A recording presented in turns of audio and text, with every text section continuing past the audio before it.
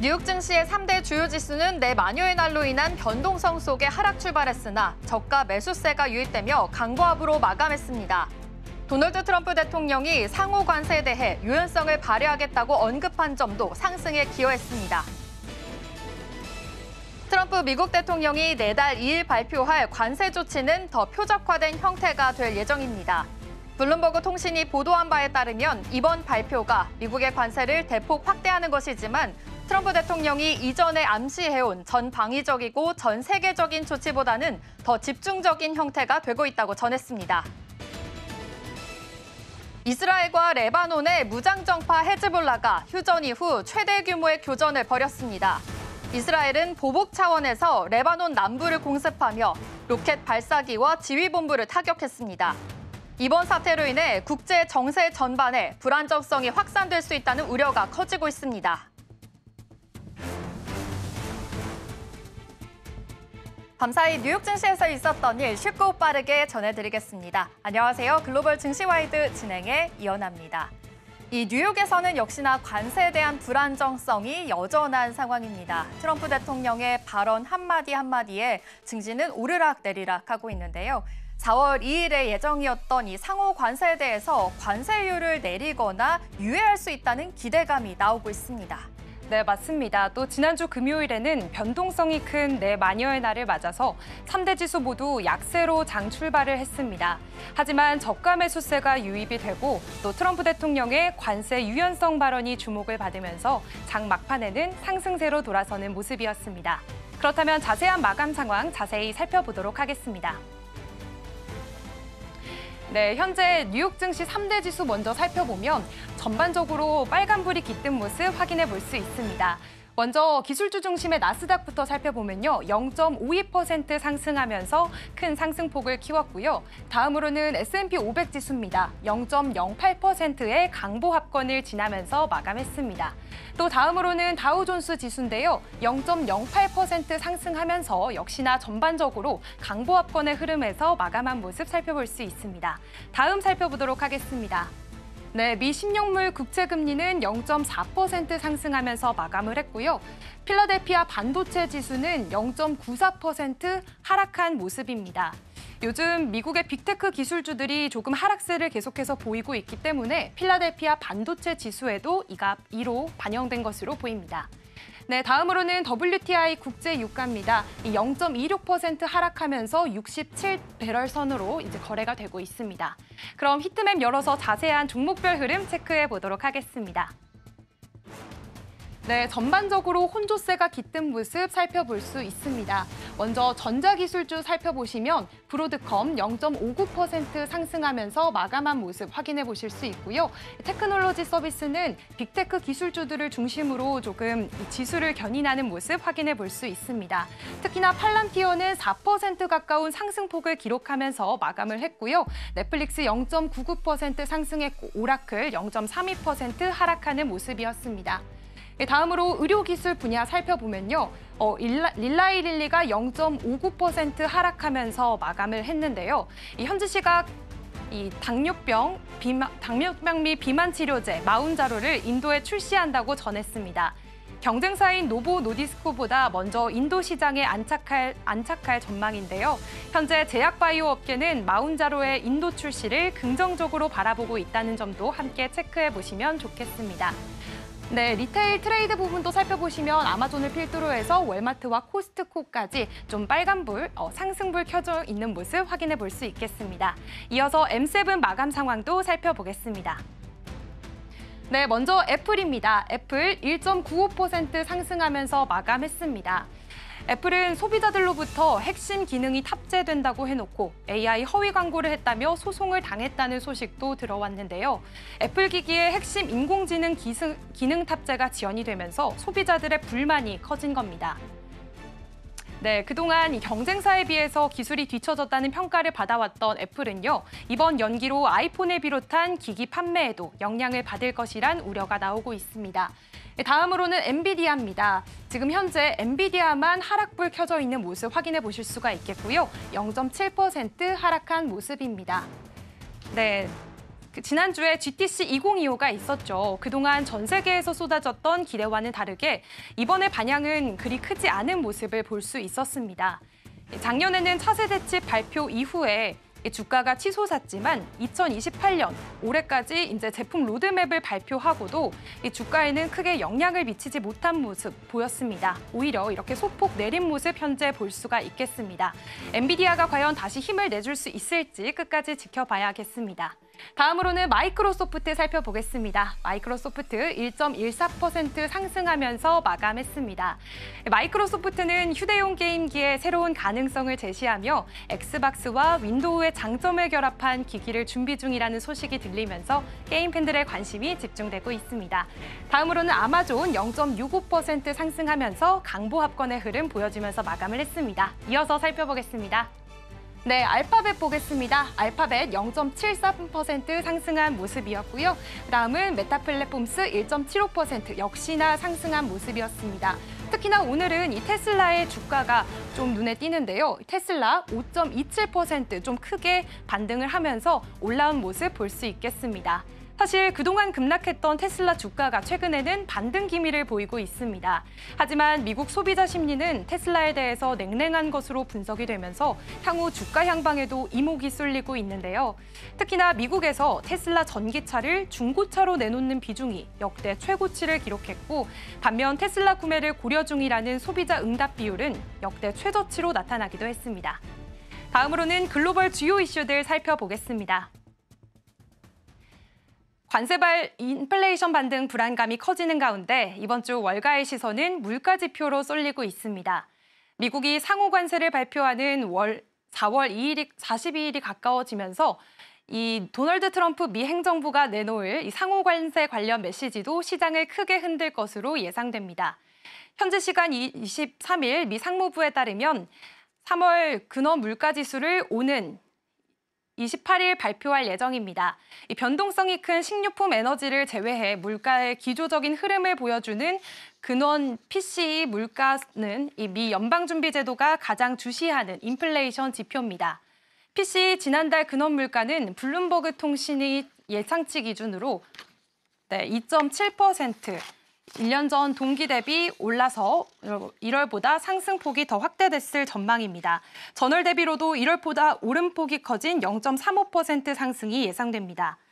블룸버그 이코노믹스 애나웡 이코노미스트는 2월 근원 PC 물가 발표를 앞두고 이 견고한 인플레이션과 견조한 지출 전망을 감안할 때 3월 FOMC 회의에서 금리를 유지하고 인플레이션 예상치를 상향한 페드의 결정은 당연한 것처럼 보일 가능성이 높다고 분석했습니다.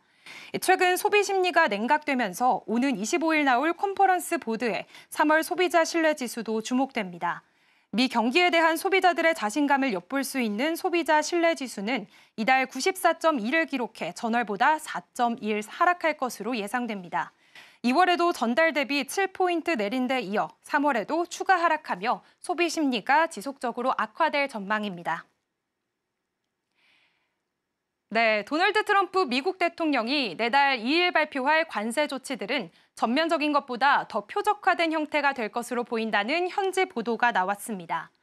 어떤 국가들이 포함될지는 아직 구체화되지 않았지만 미국 측이 이 문제를 논의하던 당시 한국을 불공정 국가로 언급한 것으로 전해졌습니다. 현지 시간 22일 블룸버그 통신이 보좌관들과 측근들을 인용한 보도에 따르면 이 사안에 정통한 당국자들은 이번 발표가 미국의 관세를 대폭 확대하는 것이지만 트럼프 대통령이 이전에 암시해온 전방위적이고 전 세계적인 조치보다는 더 집중적인 형태가 되고 있다고 말했습니다. 트럼프 대통령이 광범위한 상호 관세를 발표하겠지만 일부 국가는 제외될 것이며 현 시점에서는 특정 산업에 대해 따로 관세를 부과하는 계획은 이번 발표에 포함되지 않을 것이라고 관계자들은 전했습니다. 한 당국자는 미국에 관세를 부과하지 않는 국가들, 미국이 무역수지 흑자를 거둔 국가들은 이번 관세 대상에서 제외될 것이라고 말했습니다. 다만 트럼프 대통령이 즉각적인 효과를 거두기 위해 발표되는 관세율은 즉시 발효될 예정이라고 다른 한 관계자는 전했습니다. 한 보좌관은 지난주 관세 프로그램 이행 방법에 대한 내부 협상을 거듭 언급했는데 가장 자주 매파적 신호를 내는 트럼프 대통령이 수입원으로서 관세 인상에 대한 관심을 표명하고 있다고 말했습니다. 트럼프 대통령은 21일 백악관에서 4월 2일은 해방의 날이 될 것이다. 우방과 적을 막론하고 전 세계 모든 나라로부터 착취당했다며 이번 조치가 수백억 달러의 수익을 가져올 것이라고 말했습니다. 네, 지금까지 글로벌 시황과 이슈 소식 전해드렸습니다.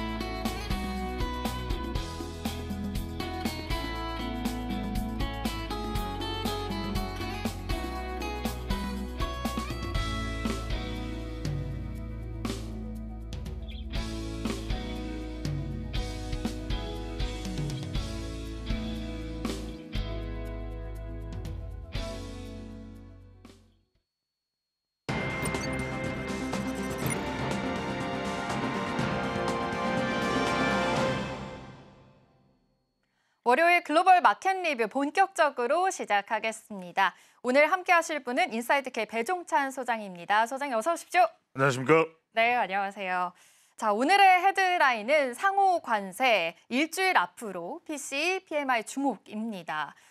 미국이 상호 관세를 발표하는 날이 바로 4월 2일입니다. 곧 가까이 다가왔는데요. 시장은 지금 트럼프 대통령의 발언 한마디에 정말 오르락 내리락 하고 있습니다. 전일장에서도 트럼프 대통령이 또 유연성을 발표하면서 마감대는 소폭 상승하면서 마감을 했습니다. 이번 주에 또 중요한 지표가 나오잖아요. 바로 PC 물가 지표가 발표가 되는데 굉장히 또 중요하죠. 그렇습니다. 중요는 한데 네. 이번 주는 트럼프 대통령의 입에 아. 모든 것이 달렸다고 해도 과언은 아닐 것 같고요. 4월 2일 무슨 해방의 날로 이야기를 했습니다. 최근에는 뭐 캐나다하고도 내리각을 잔뜩 세우고 있고 특히 뭐 감정까지 서로 깊숙이 상하는 그런 모습까지 보여주고 있는데 4월 2일이 우리에게도 중요합니다. 그러니까 이번 주 한 주가 굉장히 또 민감한 한 주가 될 수밖에 없는데 경제적으로 정치적으로 그러니까 다음 주에 2일 바로 해방의 날로 표현을 하고 있기 때문에 어떤 내용인지 뭐 확인조차 할 수가 없습니다. 그렇기 때문에 트럼프 대통령이 또 미국 상무부가 또 USDR이 어떻게 결정하느냐에 따라서 각 나라마다 정말 비명소리가 나올 가능성도 열려 있는데 지금 캐피털 어드바이저인 포트폴리오 이 매니저인 찰스 애슐리는 이런 이야기를 합니다. 시장을 실제로 움직이는 것은 트럼프 대통령의 의제와 관세를 둘러싼 뉴스 헤드라인이다. 실제로 그런 것 같아요. 지금 뭐 트럼프 대통령이 만들어내는 뉴스에 따라서 시장이 결정된다. 이렇게 지금 이야기를 하고 있으니까 말 그대로 트럼프 대통령의 입에 달렸다. 이렇게 볼 수밖에 없는데 중요한 지표들이 이번 주에 이제 발표가 됩니다. 24일에는 구매자 관리 지수, S&P 3월 서비스업 제조업 구매자 관리 지수가 발표가 되죠. 미국 서비스업이나 제조업 현황이 어떤지, 업황이 어떤지 이렇게 좀 가늠해 볼 수 있는 그런 지표입니다. 근데 앵커께서도 말씀하셨지만 28일이 더 중요합니다. 이 연방준비제도 이사회 연준이 기준으로 삼는 중요한 지표가 PC, 우리가 CPI도 있고 PMI도 있지만 중요한 건 PC, 개인 소비 지출입니다. 그러니까 소비 지출이 어떠냐 이걸 보고서 이제 판단을 하는 것인데 전망치는 1월 대비 한 0.3% 상승을 할 것이다. 그거는 PC도 0.3% 정도 인상될 것이다. 그 정도면 감당할 정도는 돼요. 그러니까 이제 더 중요한 건 PC도 중요한데 물론 중요한데 중요하지 않은 건 아닙니다만 지금 트럼프 대통령의 입에 모든 것이 달려 있다고 해도 과언은 아닐 것이다. 그래서 PC 발표 후에는 이제 미시간대 3월 소비자 심리지수 확정치가 나옵니다. 미국 경제에 대한 소비자들의 신뢰가 어떤지, 그러니까 미국 국민들이 믿는 미국 경제가 어떤지, 또 인플레이션 방향성 이 부분이 상당히 중요하거든요. 자, 화면 한번 보실까요? 지금 보면은 계속해서 요동쳐요. 그러니까 뭐 0.08%, 0.52 지금 붉은색으로 표시된 부분이기 때문에 그다지 큰 변화는 없는데 계속해서 지금 요동치는 이유는 제가 그동안 말씀드렸습니다만 한 7월 말 길게는 9월 말까지도 이 변동성을 제어하기는 매우 힘들 것이다 라는 상황에서 여러분들이 보셔야지 이게 곧 가라앉을 거야. 왜 안 가라앉지? 이렇게 조바심을 내면 안 된다. 제가 그동안 말씀드립니다만 한 3분기까지도 이 좌충우돌하는 상황이 갈 가능성은 매우 높다. 이렇게 봐야 될 것 같습니다. 네, 이렇게 말씀해 주신 대로 아무래도 지금은 트럼프 대통령의 입에 지금 좌우가 되고 있는 상황입니다. 또 유연성을 언급한 만큼 이 관세율을 조금은 줄이겠다 아니면 유예하겠다 이런 이야기가 계속해서 나오고 있는 상황인데요. 방향성에 대해서 계속해서 참고해서 보셔야 할 것 같습니다. 또 28일에 이렇게 PC 물가 지표가 나오고 있는 만큼 이런 부분도 참고해서 투자 전략 세워보셔야 할 것 같습니다. 또 소장님, 이 예. 미국 증시를 또 주도하고 있는 빅테크 기업, 매그니피센트 이 세븐 기업들이 요즘 계속해서 좀 지지부진한 흐름을 이어가고 있습니다. 아무래도 뉴욕 증시 전반적으로 좀 하방으로 이끄는 역할을 하고 있는 걸까요? 그렇죠. 뭐 이 이야기는 여기에 M7에 테슬라도 포함되어 있고 네. 엔비디아도 다 포함이 되어 있습니다. 그래서 이제 여러분들이 이걸 뭐 얘기하면 배트맨이 되잖아요. 이제 머리칼질을 따면. 근데 이제 조금 포트폴리오 조정은 필요하다는 생각이 들어요. 그래서 여러분들이 사학개미로 투자를 하든 아니면 관련 기업인 한국 기업에 투자를 하든 간에 포트폴리오 조정은 좀 필요하다. 이게 뭐 전적으로 계속해서 나쁠 거라는 것보다 제가 말씀드렸죠. 한 3분기까지는 계속해서 좌충우돌 장세가 될 수밖에 없다. 그건 왜? 관세 때문에. 지금 관세를 올리게 되면 코인도 내려가잖아요. 그러니까 이런 것들을 여러분들이 보면서 생각을 해야 되지 단기간에 뭔가 성부를 내겠다 이렇게 판단해서는 안 될 것 같고요. 그래서 지금 심지어는 매그니피센트 놀라운 7개의 기업이 아니라 malefficient M7이다.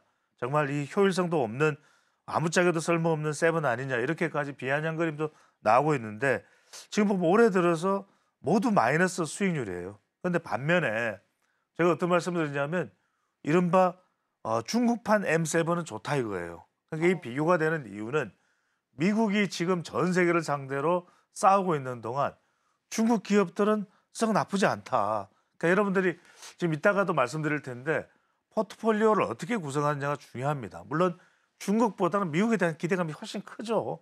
또 신뢰도 더 많이 할 수 있고. 하지만 우리가 포트폴리오를 100으로 가느냐 70으로 가느냐 60으로 가느냐는 다르단 말이에요. 그러니까 그런 부분들을 여러분들이 잘 생각해 볼 필요가 있을 거고. 심지어는 지금 골드만삭스 같은 경우에도 지금 S&P 500 지수 원래는 트럼프 당선되고 난 이후에 7천 간다는 이야기했단 말이에요. 그런데 지금은 6,500에서 6,200으로 하향 조정된다. 이럴 때는 여러분들이 포트폴리오에 재분배도 필요합니다. M7이 아무짝에도 쓸모없다가 아니라 그러면 좀 비율을 어떻게 할 건가 이 부분이 상당히 중요한 것인데 오히려 지금 바이두나 알리바바나 지금 여러분들 바이두가 난리예요. 사실은 미국의 M7의 B보다는 지금 중국판 M7의 B가 더 잘 나가고 있어요. 그런 상황들. 또 알리바바도 다시 또 재부활하는 그런 상황도 연출되고 있죠. 텐센트도 그렇고 샤오미도 그렇고 이런 부분들을 보면서 여러분들이 좀 포트폴리오 구성에 대한 좀 재정비를 할 필요가 있다. 자, 이 화면 바로 준비해 주셨는데 이걸 한번 보십시오. 이걸 보면은 지금 오히려 미국판 위에 푸른색입니다. 테슬라, 엔비디아, 구글은 다 지금 이게 성장 가능성이 아니에요. 실제로 내려온 겁니다. 그런데 중국은 SMIC를 비롯해서 알리바바, 샤오미, BYD 그러니까 다 올라갔어요. 올해 들어서. 그러니까 이런 걸 보면 실질적으로 여러분들 말씀드렸죠. 그러니까 결론을 놓고 보면 나중에 트럼프 대통령의 이 전략이 맞을 수도 있어도 맞아떨어질 수도 있어도 좌충우동을 하는 시기 동안은 여러분들이 단기적으로 그림을 그릴 때는 포트폴리오를 어떻게 장기적으로 그릴 때는 어떻게 이 부분에 대한 전략이 반드시 필요할 것으로 보입니다. 네, 지금 이렇게 화면에서 딱 본 것처럼 M7 미국판보다 이 중국판 M7이 훨씬 더 지금 성장률이 더 뛰어나다라는 것을 한눈에 볼 수 있었는데요. 지금 이 시점 좀 포트폴리오의 조정도 필요하다라는 말씀까지 해주셨습니다. 그렇다면 지금 아무래도 계속 트럼프 대통령의 이 관세 전쟁 서막에 있는 상황인 거잖아요. 증시로 보다면 말씀해 주신 대로 정말 계속해서 좋지 못한 상황이 이어지고 있습니다. 이 한국 증시, 이 반도체 종목만 보더라도 지금 뭐 엔비디아나 이런 미국 종목보다는 한국이 더 좋은 상황이거든요. 이 반도체주, 미국의 반도체주 조금은 위험한 상황일까요? 그렇죠. 그러니까 지금은 좀 삐그덕대고 있다.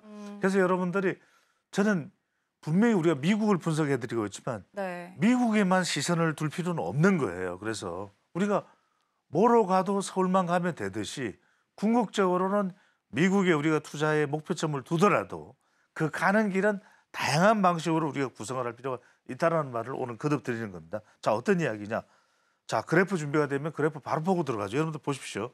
자, 필라델피아 반도체 지수는 오히려 1월 2일과 비교를 해보면 오른쪽에 푸른 색깔 보시면 됩니다. 내려갔어요. 내려가고 실제로 엔비디아, 브로드컴, 인텔. 물론 성장 가능성만 보면 2년 뒤, 5년 뒤 분명히 엔비디아, 브로드컴, 인텔도 지금 TSMC와 이야기가 나오고 있기 때문에 좋을 거예요. 그런데 저는 이제 이 부분을 말씀드린 겁니다. 지금 당장 지금 2분기 내에 성부를 보겠다. 이런 상황에서 미국 증시만 너무 고집을 하고 있을 필요는 없다는 거죠. 자, 보시면은 우리는 오히려 잘 나가요. 삼성전자나 SK 하이닉스나 한미반도체. 한미반도체 제가 많이 강조를 드리는데 지금 뭐 우리가 KRX 반도체 지수도 올라갔죠. 근데 왜 이럴까? 왜 이럴까요? 왜 이럴까요? D램이나 낸드 플래시 가격은 올라가는 거예요. 그러니까 메모리 반도체와 관련된 부분은 오히려 가격이 올라가면서 거기에 강력한 경쟁력을 가지고 있는 회사, 또 국가가 어디죠? 한국이고 삼성전자고 또 SK 하이닉스고. 그러니까 최근에 삼성전자가 5만에서 뭐 4만 되는 거 아니냐 그랬다 지금 6만 됐죠. 그러니까 이런 부분들을 여러분들이 계속 보셔야 되고 저도 우리 시간에 계속해서 삼성전자의 위기설은 돌파될 수 있는 것이다라는 말씀을 여러 차례 강조 드린 바가 있어요. 그러니까 미국 증시가 불안정한 상황에서 메모리 반도체 가격은 상승을 했다. 또 중국이 최근에 어떠냐면 이 지원을 하는데 기업이나 이런 곳에서 낡은 PC를 교체하는데 지원을 해줘요. 그럼 그때 제일 먼저 뭐 아주 최고급 사양을 지원해 주지는 않을 거 아니에요. 그러면은 그때 지원받을 때 주로 우선 교체되는 게 D램이나 낸드 플래시의 사양이 위주일 거예요. 그러면 그런 것도 우리가 덕을 보고 있는 것이고 그러면서 국내 반도체 주가도 좀 수혜를 보고 있는 것이다. 지금 특히 중요한 것이 DDR이거든요. DDR4 그다음에 낸드 플래시 누가 최강자입니까? 삼전이죠. 네. 그러니까 올라가는 거예요. 그러니까 이런 부분들도 여러분들 같이 좀 확인을 해볼 필요가 있을 것으로 보입니다. 네, 아무래도 지금 메모리 반도체 가격이 계속해서 상승하고 있고 그러다 보니 우리나라에서도 지금 동반 상승세를 보이고 있다라고 해주셨습니다. 아, 삼성전자가 그래서 더 올라가고 있구나라는 점을 알 수가 있었는데요. 그래도 이 서학, 이 종목들에 우리가 투자하는 투자자분들은 굉장히 많잖아요. 이 빅테크 7 기업 중에서 가장 낙폭이 심한 건 또 테슬라입니다. 계속해서 지금 연일 하락세를 좀 기록을 하고 있는데 서학 그 개인 투자자분들은 오히려 지금이 저가 매수의 기회가 아닌가라는 이야기가 나오고 있어요. 그래요. 요즘 그래서 나오는 말이 테슬라리. 우리가 의리하죠. 의리가 네. 중요하다. 이 테슬라를 배반하면 안 된다. 그만큼 이제 기대감이죠. 또 그 기대감이 부응할 가능성이 다분히 있습니다. 근데 이런 말씀을 드리고 싶어요. 근데 여기에 대해서는 우리가 막연한 기대감 가지고는 안 돼요. 여러분들이 근거해 있어야 됩니다. 무슨 말씀을 드리냐? 제가 이 말씀을 직설적으로 드리면 3년, 5년을 생각하고 있다. 그러면 테슬라 들어가야 돼요. 맞아요. 틀린 말 안 해요. 근데 저는 거듭 말씀드리면 2분기, 3분기 내로 뭔가 끝장을 보겠다. 이건 여러분들이 잘 생각을 하셔야 되는 겁니다. 그럼에도 불구하고 굉장히 지금 의리가 발휘되고 있어요. 그러니까 23일 한국예탁결제원의 이 자료에 따르면은 20일까지 서학개미 순매수 1위 어딜까요? 엔비디아 아닙니다. 마이크로소프트 아닙니다. 테슬라입니다. 여전히 테슬라예요. 그런데 지금 테슬라가 그래프부터 한번 볼까요? 이게 여러분들 한번 보십시오. 지금 지난주에 종가가 248.71달러거든요. 그런데 지금 작년에 트럼프가 당선되고 난 이후에 12월 17일에 약 80달러. 그러니까 지금 어떻게 된 거죠? 반토막이 난 거예요. 반토막이 났어요. 반토막이 났어요. 그런데 지금 보면은 들어가고 있습니다. 물론 최근에 들어가고 있어요. 그러니까 1월 달에는 이 테슬라에 들어가 있는 우리 자금이 35조 원인데 지금 빠지기는 상당히 지금 거의 빠졌어요. 20조 원대로 빠져 있습니다. 그럼에도 불구하고 여전히 최근에 테슬라가 주가가 내려가니까 저가 매수해야지 이렇게 하면서 들어가는데 일단 문제는 뭐냐면 테슬라가 기대가치 분명히 높습니다. 그런데 골드만삭스나 JP모건이 보는 것도 그런데 제가 자료를 봐도 근데 뭐가 문제냐면 당장에 너무 안 좋아요. 독일에서 내려가 실적이. 그다음에 중국에서 판매 급감. 미국에서 앞서 우리가 서울경제TV에서 소개를 해드렸죠. 심지어는 중고차가 쏟아지고 있다. 물량이. 그러니까 이게 뭐냐면 큰 이유 중에 하나가 정치를 하고 있는 거거든요. 이게 기업인이 경영인이 너무 쑥 들어가면 안 돼요. 어느 정도까지. 어느 정도. 1순위는 테슬라라 해야 되죠. 1순위는 엑스스페이스라 해야 되죠. 그런 면에서 지금 그래서 전문가들 의견, 물론 저도 그렇게 보고 있습니다만 현재의 위기를 해결하지 못한다면 테슬라 브랜드가 향후 수년간 더 심각한 위기에 처할 수 있다. 물론 저는 미래 가치를 믿는 사람 중에 한 사람입니다. 분명히. 근데 여러분들이 투자를 할 때 3분기 내로 뭔가 끝장을 보겠다. 물론 지금 FSD가 6월 달인지 7월 달인지 이거 로봇 택시에 대한 부분 나오는 이런 것도 상당히 좀 영향을 줄 수는 있습니다만 그럼에도 불구하고 좀 아예 장기를 생각한다 그러면 오케이. 하지만 단기로 본다 그러면 조금 신중할 필요가 있을 것으로 보입니다. 네, 맞습니다. 이 테슬라가 아무래도 CEO에 대한 이 정치적 행보가 계속해서 있는 만큼 조금은 불안정한 상황인데요. 12월에 전고점 대비해서 지금 반토막의 주가가 났다 이렇게 말씀해 주신 대로 조금은 장기적으로는 괜찮지만 단기적으로는 좀 조심할 필요가 있다라고 말씀해 주셨습니다. 그렇다면 마지막 질문 좀 드릴게요. 네, 짧게 드리겠습니다. 계속해서 또 미증시가 변동성이 굉장히 또 많은 만큼 이 투자자들이 투자 방법에 대한 좀 시선이 다양해진 것 같거든요. 뭐 금을 찾는 분들도 계시고, 그렇죠. 뭐 뉴욕 증시가 아니라 다른 나라의 증시로 지금 시선을 돌리고 있는 분들도 있는 것 같아요. 아까 소장님께서 뭐 중국에 대한 증시도 보여주셨는데 네. 이렇게 다양한 투자 방법에 또 어떤 방법들이 또 있을까요? 그렇죠. 제가 이게 무슨 말씀드리냐면 네. 이게 레이 달리오라는 사람이 한 이야기가 all weather strategy예요. 그러니까 사계절을 다 대비해라. 제가 계속 이야기하는 거예요. 저는 이제 단기 중기, 장기 전략을 주로 많이 이야기하는 사람입니다만 이 이야기가 뭐냐? 지금 미국은 안 좋은데 독일은 좋아요. 물론 지난 종가는 안 좋았습니다만 그러면 뭐 이탈리아나 독일도 한번 들어가 보는 거예요. 포트폴리오 구성을. 그다음에 또 하나가 지금 뭐 인공지능이나 이런 부분에서 이야기가 나오는데 금융이나 방위산업 쪽으로 계속 괜찮은 나라가 독일이거든요. 유럽이거든요.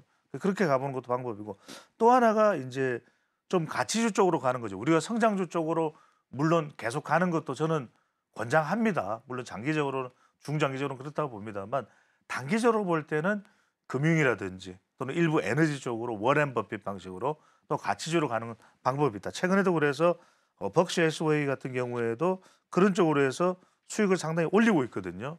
그러니까 뭐 이런 걸 본다면 조금 여러분들이 좀 중장기 전략가, 단기 전략가, 국가별로 보거나 아니면 포트폴리오의 구성 자체를 금도 제가 뭐 서울경제TV에서는 한 5년 전부터 계속 강조했는데 한 10%에서 많으면 15% 정도 늘 포트폴리오에 좀 담아놓는 것도 하나의 방법이라는 말씀을 드렸기 때문에 이런 좀 all-weather 스트래티지도 좀 검토해볼 필요가 있을 것으로 보입니다. 네, 좋습니다. 아무래도 변동성이 계속 심한 미국 증시이니만큼 좀 중장기적, 단기적인 포트폴리오 구성을 잘 해보시면 좋을 것 같다라고 말씀해 주셨습니다. 오늘 말씀 여기서 마무리하도록 하겠습니다. 인사이드 K 배종산 소장이었습니다. 고맙습니다. 감사합니다.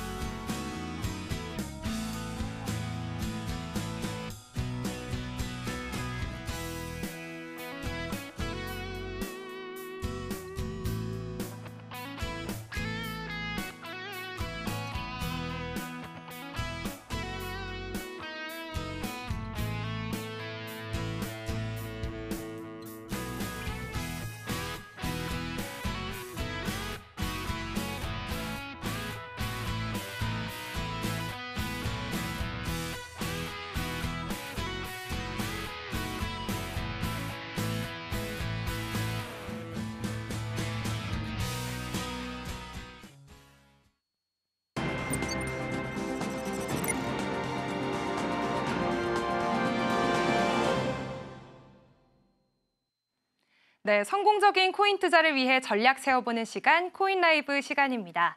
네, 먼저 주요 3대 암호화폐 시장부터 살펴보도록 하겠습니다. 네, 3대 암호화폐 시장은 전반적으로 훈풍이 깃든 모습 볼 수가 있겠는데요. 지난주에는 제롬 파월 의장의 비둘기파적인 발언과 또 SEC가 리플과의 소송 철회를 선언하면서 가상자산 시장에도 좀 호재가 깃든 모습 보여지고 있습니다. 먼저 비트코인부터 보겠습니다. 비트코인 1.2% 상승하면서 8만 5천 선에서 거래가 되고 있고요. 또 이더리움의 경우에는 0.05% 강보합권 지나면서 상승하고 있습니다. 또 다음으로는 XRP입니다. XRP는 1.28% 올라서면서 지금 현재 2달러 선에서 거래가 되고 있고요. XRP 같은 경우에는 지난주 4년간 이어졌던 이 소송이 마무리가 되면서 불확실성이 해소되는 모습입니다. 그래서 현재도 이런 자산 흐름에 이렇게 영향을 미친 것으로 풀이가 됩니다. 다음으로는 이 주요 8개 알트코인 살펴보도록 하겠습니다. 네, 전반적으로 역시나 좀 훈풍이 깃든 모습 확인해 볼 수가 있겠습니다. 네, 솔라나부터 살펴보시면요. 솔라나 1.65% 상승하면서 19만 3천 원 선 지나가고 있고요. 도지코인 또 살펴보겠습니다. 도지코인 1.9% 상승하면서 253원 선 지나가고 있습니다. 에이다는 현재 보합권 지나가고 있는 것으로 보이는데요. 1,038원 선 막 지나가고 있습니다. 다음으로는 체인링크입니다. 체인링크 0.09% 강보합권 지나가는 흐름 보여주고 있습니다. 네, 다음으로 이어서 살펴보도록 하겠습니다. 먼저 스위코인입니다. 스위코인 0.61% 하락하는 모습 보여주고 있고요. 아발란체도 역시 0.17% 하락하면서 약보합권의 흐름 보여주고 있습니다. 네, 다음으로는 스텔라 루멘과 시바이누인데요. 둘 다 상승 흐름 보여주면서 좀 지나가고 있습니다. 특히나 시바이누 같은 경우에는 이 자체 블록체인인 시바리움을 좀 출시를 하면서 단순한 밈코인을 넘어서 또 자체 생태계 확장을 넘어선 것으로 보입니다. 이렇게 급변하고 있는 암호화폐 시장입니다. 어떻게 투자 전략 세워야 할지 자세한 내용 전문가와 함께 이야기해 보도록 하겠습니다. 코인 라이브 시작합니다.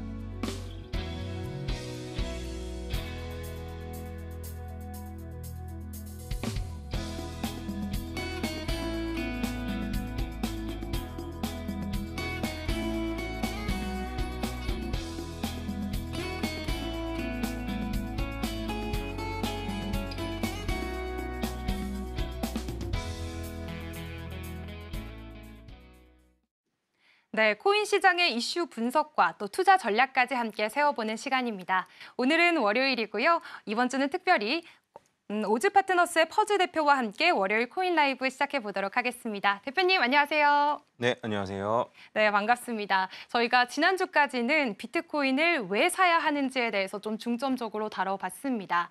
비트코인은 달러 인덱스와 반대로 가기 때문에 이 달러 인덱스의 흐름에 주목해 볼 필요가 있다라는 말씀도 해주셨고요. 또 이 현물 ETF 시장이 왜 호재인가에 대해서도 얘기를 좀 나눠주셨습니다. 하지만 아직까지 우리나라에서는 현물 ETF의 승인을 기다리고 있는 상황입니다. 이렇게 비트코인에 대해서 좀 유입이 되면서 수요가 증가하게 되면서 앞으로는 좀 불장이 올 것이다라고 지난 시간에도 잠깐 얘기를 해주시기도 하셨는데요. 그렇다면 우리가 오늘은 어떤 내용을 좀 살펴볼까요? 네, 정리를 잘 해주셔가지고 제가 또 얘기할 필요는 없을 것 같고, 그러니까 이제 제가 2주 동안 했던 얘기는 바로 이거예요. 그 비트코인의 호재가 아직 끝나지 않았다. 네, ETF를 통해서 여전히 자금이 유입될 가능성이 높다. M7 중에 아직 테슬라밖에 비트코인을 가지고 있지 않거든요. 그래서 나스닥에 있는 기업들이 이제 현금 가치가 떨어지는 걸 해칭하기 위해서 비트코인을 살 수밖에 없는 상황이 이제 곧 오는데, 여전히 많은 기업들이 아직 사지 않았다. 그런 기업들은 이제 사드릴 거고, 아마 이제 실적 발표를 곧 하면서, 그러니까 이제 1분기가 이제 끝났잖아요. 그래서 뭐 2분기, 3분기 지나면서 분명히 이제 비트코인을 자산을 갖고 있다라는 발표가 곧 뜰 겁니다. 아니라고 생각하시겠지만, 네, 제가 이제 현물 ETF 승인되고 나서 은행도 사고, 국민연금도 사고, 연기금도 산다라고 말씀드렸었는데 그대로 다 진행되고 있죠. 아마 곧 진행이 될 겁니다. 그리고 트럼프 효과가 아직 끝나지 않았고, 네, 그래서 어쨌든 아직 그 비트코인의 호재, 네, 펀더멘탈은 여전히 좋다라고 말씀을 드리는데 근데 언젠가는 이런 호재가 떨어진단 말이에요. 현물 ETF로 유입이 어느 정도 다 된다거나 안 그러면 이제 트럼프가 말했던 공약이 어느 정도 다 이루어진다거나 하면은 어쨌든 이런 호재들도 여전히 다 끝날 가능성이 좀 있는데 그러면 언제쯤 비트코인의 고점 시기를 예측해 볼 수 있을까에 관해서 좀 얘기를 해보도록 하겠습니다. 네. 물론 예측이니까 당연히 틀리겠죠. 네. 그러면 당연히 틀리는데 그럼 틀리니까 할 필요가 없냐라고 생각한다면 저는 잘 모르겠습니다. 그래서 과거의 패턴을 보고 미래 패턴을 예측하고 네. 물론 그대로 안 가겠지만 과거대로 간다면 앞으로는 이렇게 될 거야. 그럼 우리가 이제 이걸 가지고 좀 확인해 볼 수 있는 거죠. 이렇게 갈 가능성도 있으니까 이거를 기반으로 매매 전략을 세우되 변경되면 변경되는 대로 또 대처하면 되는 거죠. 그래서 이런 관점을 한번 보시면 좋을 것 같고 오늘 제가 가져온 건 뭐냐면 비트코인 반감기 패턴에 대해서 좀 얘기를 하도록 하겠습니다. 반감기를 기점으로 하락하고 상승하고 반복했는데 이것까지 얘기하면 너무 시간이 오래 걸려요. 네. 간단하게 얘기하면 비트코인 채굴자 집단이 비트코인에서는 굉장히 큰 세력 중에 하나예요. 근데 이제 채굴자 집단 입장에서는 본인들의 수익을 극대화시키기 위해서 이제 반감기 기점으로 어쨌든 채굴되는 양이 반으로 줄어들거든요. 근데 이제 채굴된 양이 반으로 줄어드는데 그러면 본인들의 수익을 보존하기 위해서는 본인들이 더 많이 채굴을 하거나 비트코인 가격이 올라가야 된단 말이에요. 그래서 요 반감기 전에 하락을 많이 시켜서 그 경쟁 업체들을 다 죽입니다. 치킨 게임을 통해 죽여요.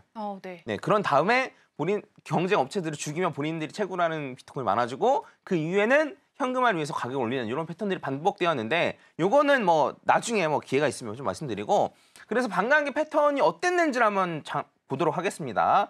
자, 일단은 요거 같은 경우에는 2013년도에서 2017년도에 이제 차트예요. 같이 한번 보면 좋을 것 같은데 여기서 이제 보시면 제가 이제 4가지 정도를 여러분들이 잘 보시면 되는데 첫 번째는 뭐냐면 여기 직전에서 고점이랑 고점에서부터 여기 파란색 선 여기가 반감기거든요. 그래서 이 고점에서 반감기까지 기간이 924일이 걸렸다. 그리고 두 번째는 뭐냐면 반감기 전에 요 조정이 굉장히 큰데 반감기 전에 조정이 요 2017년이나 2020년 요때인데 그 코로나 때문에 한 60% 정도 조정이 있었거든요. 원래 반감기를 껴서 조정을 받거나 반감기 전에 조정이 있어요. 자, 그런 다음에 보셔야 될 게 이런 식으로 요 컵앤 핸들 패턴 뭐 이런 식으로 얘기를 하긴 하는데 뭐 핸들이 이제 요 정도쯤 있다라고 볼 수 있기도 한데 어쨌든 요렇게 요 둥근 모양의 그림이 올라갔다. 그리고 고점 대비 고점을 돌파하는 시기가 한 1100일 정도 걸렸다. 네. 네, 이거 제가 나중에 정리해 드릴 거예요. 그냥 그렇다 정도 보시면 됩니다. 그럼 그 전에는 어땠느냐? 예, 요거 같은 경우에는 2013년부터 2017년, 아까는 이제 17년부터 20년이었고, 요거 같은 경우에도 첫 번째는 요 직전 고점부터 반감기까지 951일이 걸렸다. 아까 전 거는 924일이 걸렸어요. 네. 네. 그다음에 요 두 번째 같은 경우 반감기를 껴서 40% 정도 큰 조정이 있었고, 그다음에 요 모양을 보면 얘도 요런 식의 모양이죠. 네, 둥글게 올라가는 모양. 그다음 고점 대비 고점을 돌파할 때는 한 1250일 정도 걸렸다. 네. 그래서 제가 이제 요거를 보고 작년 9월쯤에 제가 주장했던 게 이거예요. 자, 첫 번째. 자, 고점에서부터 반감기까지 한 894일이니까 900일 정도 걸렸어요. 그래서 950일, 924일, 그다음에 890일 정도니까 한 900일 정도 이런 식으로 고점에서 다음 반감기 정도까지 이 정도가 걸렸고 그다음에 반감기를 껴서 조정이 있었는데 이게 33% 정도의 큰 조정이 있었습니다. 네. 근데 모양을 보면 요렇게 가다가 원래대로라면 이렇게 쭉 올라가야 되는데 올라갔다 이렇게 떨어지네? 그러니까 사람들이 반감기 패턴이 깨진 거 아니냐라는 얘기가 많았어요. 네네. 그래서 제가 여기서 주장했던 건 뭐였냐면 야, 요거까지만 볼 게 아니고 이 다음 것도 같이 보자. 뭐냐면 고점 대비 고점을 돌파하는데 원래 이제 그 1100일 정도 걸리거나 1250일 정도 원래 걸렸었는데 아직까지 거기까지 가려면 멀었다. 그래서 요렇게 올라가거나 안 그러면 한번 조금 더 횡보해서 이렇게 올라가거나 하면은 충분히 지난 반감기랑 패턴이 맞고 내 생각에는 요때가 이제 제 생각에는 현물 ETF가 승인됐던 시점이었거든요. 그래서 현물 ETF 때문에 너무 빨리 올라서 그렇다. 네, 그래서 여기에서 이렇게 조정받고 이렇게 올라간다라고 하면 저희가 이제 봤던 둥근 패턴도 이런 식으로 진행되면 아무런 문제가 없다. 라고 제가 작년 9월에 열심히 주장을 했었습니다. 근데 이때 당시만 해도 그때 이제 코인 시장에 계신 분들은 아시겠지만 망했다.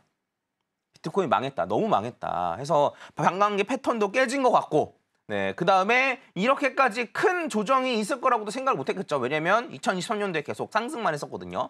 그리고 지금과 분위기가 비슷해요.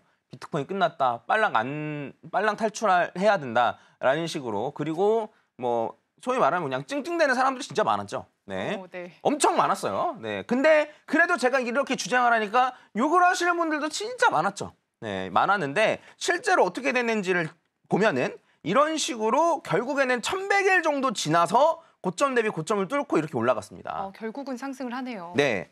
해서 그러면 이렇게 완성되고 나서 한번 보면 자, 요 고점에서 반감기까지 보면은 한 900일 정도 걸렸고 이것도 일치하고 그다음에 반감기를 껴서 33%의 큰 조정이 있었던 것도 일치하고 그다음에 고점 요런 식으로 올라가는 요 U자형 패턴도 일치하고 그다음에 고점 대비 고점까지 돌파하는 요거까지도 1100일 정도 걸려서 올라가는 것까지도 일치하잖아요.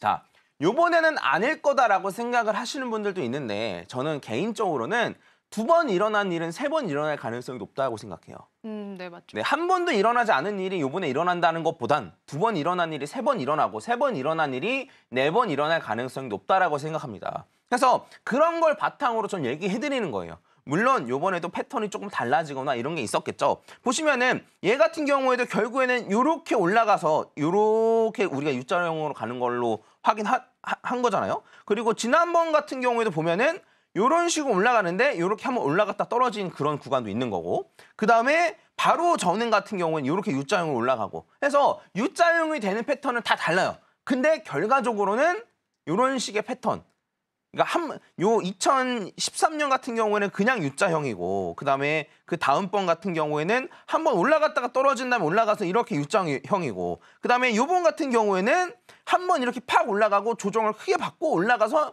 이렇게 U자형이고 해서 결과적으로는 패턴이 맞게 간다라는 거죠. 네, 그러면은 결국 짧게 봤을 때는 이게 반감기 패턴을 좀 벗어난 것 같다라고 볼 수도 있겠지만은 결과적으로 크게 보면 U자형 패턴을 그리고 있는 거네요. 네, 맞죠. 네. 그러니까 여러분들이 손절하고 나가야 되잖아요. 네. 그 고래들 입장이나 네. 어쨌든 뭐 고래가 있는지 없는지를 뭐 이렇게 지금 뭐 확실히 얘기하려는 건 아니고 어쨌든 여러분들이 이제 손절을 해야만 네, 수익을 얻는 사람들이 꽤 있지 않겠습니까? 그래서 맞습니다. 여러분들이 이제 손절하고 나가려면 어떻게 해야 되냐면 아, 요번에는 다른가? 요번에는 다른 패턴인가? 라는 식으로 끊임없이 여러분 머릿속에 집어넣어야겠죠. 근데 실제로는 그렇게 되지 않는다는 거예요. 결국에는 맞춰진다는 거예요. 그래서 여기까지 이제 얘기를 했으니까 우리가 이제 요거에 생각을 해볼 수가 있어요. 뭐냐면 제가 계속 얘기했던 게 고점에서 반감기까지의 요 기간이 계속 950일, 924일, 그다음에 894일 해가지고 계속 한 900일 언저리에서 왔다 갔다 거리잖아요. 네네. 그러면 만약에 다음번 반감기가 언제인지 알 수 있으면 네. 그럼 다음번 반감기에서 900일 정도 전후로 하면 이번 고점이 되지 않겠냐 이거예요. 오, 네. 알 예- 수가 있는 거군요. 네네네. 네. 그러니까 물론 뭐 완벽하진 않겠지만 네. 예측을 해보자는 거죠. 네. 그래서 그럼 다음번 반감기가 언제 요때거든요. 그래서 다음번 반감기 해서 만약에 900일 정도 거꾸로 들어오면 그럼 이때 비트코인 고점일 가능성이 높잖아요. 네. 이게 언제냐면 900일 정도 앞으로 돌아오면 네. 이게 이제 올해 10월 초. 올해 10월 초. 네. 그리고 계속 950일, 925일 이렇게 줄어들었으니까 네. 만약에 한 850일 정도라고 친다면 이게 11월 말.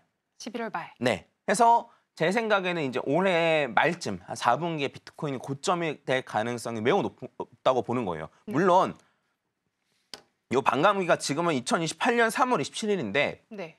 반감기도 한두 달 정도 앞뒤로 왔다 갔다 해요. 블록 생성 속도나 이런 걸 조절해가지고 왔다 갔다 하고 그 다음에 이게 900일일지 875일일지 850일일지도 모르잖아요.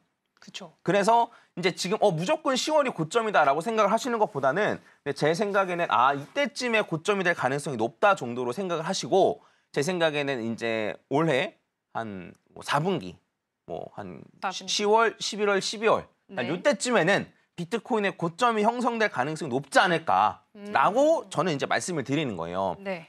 물론 아까 전에 말씀드렸지만 꼭 이대로 간다라고 하면 저는 잘 모르겠죠. 근데 저는 이런 걸 바탕으로 생각을 해보겠다는 거예요. 과거 한번 그럼 한번 정리를 한번 해볼게요. 뭐냐면 자, 제가 이제 3주 동안 이번 시간까지 포함해서 얘기했던 게 바로 이거예요. 비트코인이 어떻게 만들어졌다. 그리고 비트코인이 어떤 의도로 만들어졌으며 비트코인은 이 의도로 만들어졌기 때문에 달러랑 반대로 가기 시작하더라. 네. 그래서 사람들이 그 현금 가치 하락 때문에 해칭을 하고 싶어서 비트코인 투자하고 싶었는데 그동안 돈 많은 애들은 투자 못했는데 투자를 하게 됐잖아요. 왜? 현물 ETF 때문에. 그렇죠. 그래서 이 현물 ETF로 자금이 계속 들어오고 있더라. 그래서 최근 들어선 순이익이 더 많아져가지고 더 올라오긴 했습니다. 그리고 아직도 여전히 들어올 가능성이 높다. 들어올 자금들이 많다. 그리고 아시겠지만 이제 트럼프 효과가 여전히 끝나지 않고 트럼프가 말한 건 그대로 지키고 있어. 크립토 관련해서는 그대로 지키고 있거든요. 그리고 뭐 여러 가지 생각을 해보면 뭐 관세도 마냥 계속 갈 수가 없는 노릇이고. 그렇죠. 그다음에 이제 달러가 약달러가 될 가능성이 좀 높고. 근데 이제 그 트럼프가 원하는 강달러, 약달러가 있는데 달러의 가치는 조금 떨어지지만 이제 너네 달러 말고 다른 거 쓰면 안 돼. 의 느낌의 강달러를 좀 원한다고 생각하거든요. 뭐 나중에 기회 되면 말씀드리고 이럴 가능성이 높다. 그러면 펀더멘탈적으로도 충분히 괜찮은 상태에서 과거 패턴으로 봤을 때는 올해 10월 정도부터 비트코인의 고점이 형성될 가능성이 높네라고 한다면 제가 이제 완전 처음에 제가 여러분들한테 여쭤봤던 게 있어요. 뭐냐면 이런 식으로 비트코인이 RSI 30 아래로 떨어지면 매수하기 좋은 자리다. 라고 말씀을 드렸는데 근데 실제로 이 타이밍에 매수한 사람이 있다 없다? 없다는 거예요. 그리고 이게 어쨌든 지금 이런 타이밍이거든요. 지금 타이밍이 요 RSI 30 아래로 떨어졌어요. 그러면 이런 타이밍에도 결국에는 사는 사람이 극히 드물다는 거예요. 근데 이제 요 정도 우리가 배웠으니까 제가 한번 다시 여쭤볼게요. 비트코인이 이런 펀더멘탈을 가지고 있고 비트코인의 고점이 될 시기가 올해 연말이고 그러면 아직도 불장이 끝나지 않았을 가능성이 높고 물론 요거는 단순히 패턴만 가지고 말씀드리는 게 아니고 비트코인 도미넌스나 알트 불장이 왔느냐 요걸 가지고도 충분히 더 설명드릴 수 있는데 뭐 나중에 기회가 되면 설명드리고 그러면 요런 걸 머릿속에 집어넣었을 때 요런 걸 머릿속에 집어넣었을 때 과연 요런 자리에서 또 살 수 있을 것이냐? 이성적으로는 살 수 있을 것 같은데 또 막상 저때 가면은 못 사지 않을까? 네. 그렇죠. 근데 제가 이제 말씀드리고 싶은 건 그거예요. 충분히 공부를 많이 하고 해야지만 이런 타이밍 때 살 수 있다라는 거예요. 네. 지금 이제 아무래도 뭐 처음 보신 분들에 비해서 아무튼 한 2, 3주밖에 저희 같이 안 했지만 아마 생각이 좀 바뀌신 분들이 분명 있을 겁니다. 그렇죠. 그래서 지금 사야 되는구나. 물론 저점을 갱신할 가능성이 있겠죠. 근데 저점을 갱신하더라도 필요할 때는 안 그러면 앞으로 불장이 남아있다라고 생각하면 사야 되는구나 라고 생각하시는 분들이 계실 겁니다. 그래서 제가 앞으로는 이런 확신을 좀 더 드리기 위해서 노력을 좀 많이 하도록 하겠습니다. 네, 그러면은 이렇게 이제 비트코인이 4년마다 반감기가 찾아오는데요. 지금까지는 일정한 패턴을 보여왔지만 조금은 벗어난 것 같다라는 시각도 있었습니다. 하지만 결국에는 비트코인이 결국 반감기 패턴을 보여주고 있다라는 말씀 나눠주셨고요. 또 이 패턴들이 좀 어떻게 움직이는지 함께 살펴보면서 비트코인이 고점이 언제일지도 함께 살펴봤습니다. 다음 반감기에서 거꾸로 한 900일 정도 되돌아간 시점이 고점이고 이게 아주 중요한 매수 타이밍이다라는 점까지 오늘 말씀 나눠봤습니다. 오늘도 좋은 말씀 감사합니다. 오즈파트너스의 퍼즈 대표님과 함께했습니다. 감사합니다. 네, 감사합니다.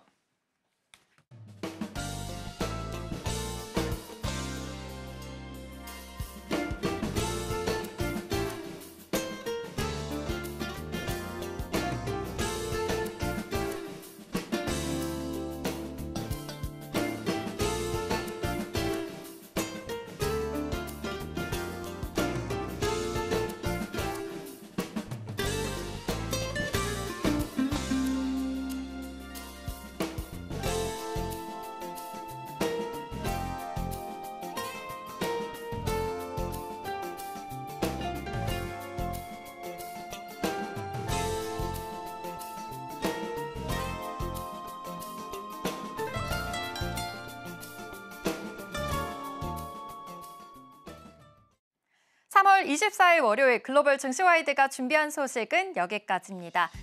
본 방송에서 제공하는 정보는 투자 판단을 위한 조언일 뿐 해당 종목의 가치와 상승률을 보장하진 않습니다. 글로벌 증시와이드 다음 이 시간에도 알찬 정보로 찾아오겠습니다. 함께해 주신 여러분 고맙습니다.